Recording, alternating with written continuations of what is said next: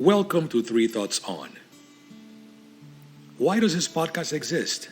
Simply put, because I want to live in a world where we are better informed, where facts easily surface above opinions, and where wisdom is maximized and abundant.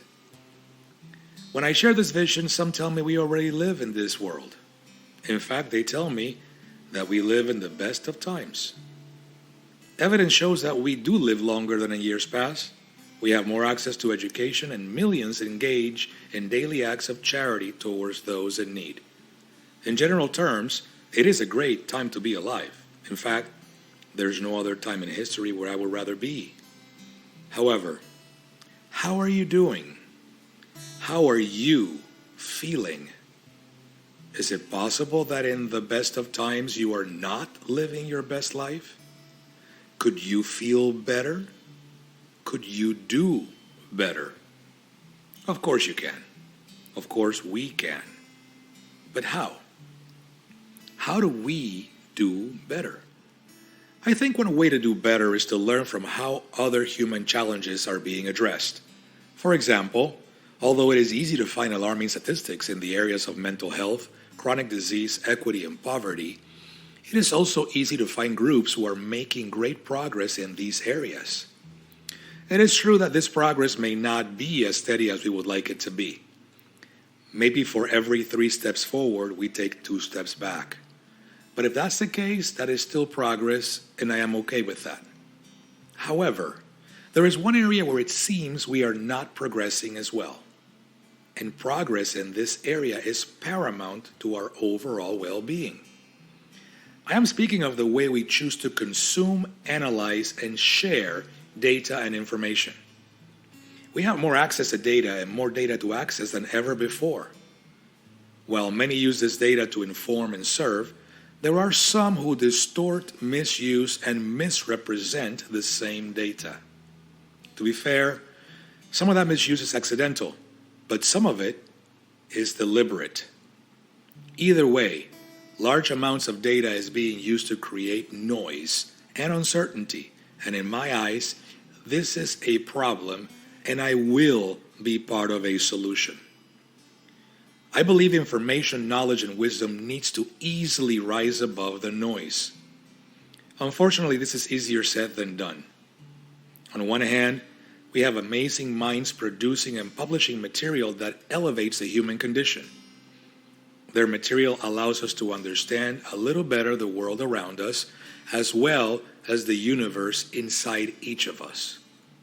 On the other hand, we have a growing amount of content that is biased and with little or no verifiable sources. Some of the producers of this content do so at an astonishing rate that seems to exceed the volume of evidence-based information. Some of them are boisterous and piercing, and because of that, millions are listening.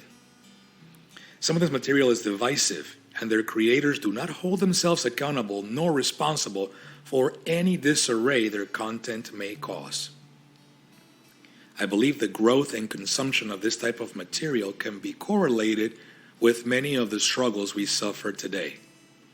I also believe that a potential solution could be to provide easier access to quality, relevant, and digestible information that individuals could then use to form their own individual opinions. Wouldn't that be beautiful? Wouldn't it be great for individuals everywhere to be able to do their own thinking on top of a solid foundation of unbiased information? I think so, but there are challenges. One of those challenges is that many of those who give their lives to the pursuit of knowledge publish their findings in a way that is often indigestible by many of us. Often their information comes in a language that most people don't understand, or it requires previous education in order to discern it. In the past, when sharing my frustrations with this situation, I have been told that, quote, those who want to know should be able to find. It's all available in the web, unquote. Well, it's not that simple. This type of response points to the fact that those who are capable of coming up with solutions can also be part of the problem. This response is missing empathy and compassion. You see, the average person is busy. They may have multiple jobs, or maybe no job and are frantically looking for one. Maybe they have kids, or are caring for a sick loved one. They are experiencing stress or insomnia, or maybe they're just tired of not getting ahead. In general, the average person does not have time to sit down after a long day to fight with the search engines that are designed to mine our data and to feed us what an algorithm thinks we should read. This person may not have hours to listen to podcasts that are difficult to understand due to the fact that the creators are catering to a different audience. In fact, this person needs to sleep soon because they have to get up in a few hours to do it all over again. My name is Rafael, and I am eager to live in a world where 1. We can discuss, collaborate, and learn from each other with ease, all while maximizing the knowledge and wisdom of a local and global community. 2, where the internet is a place mostly populated with useful information that helps us elevate our way of life, all while being responsible citizens of our beautiful planet. 3, where we don't forget history. Instead, we learn from it and don't repeat it. 4, where empathy and compassion are at the forefront of the decision-making process at home, work, in the community, and in our governments. 5, where more of us are cognizant that if the dice had rolled differently, we could easily be in the shoes of those we judge and look down on. My intent with this podcast is to distill topics of interest into 3 basic thoughts, discuss those thoughts, and hopefully leave you not only with a better understanding, but also with a desire to learn more and with some resources to go do so. I will attempt to do this in less than 30 minutes.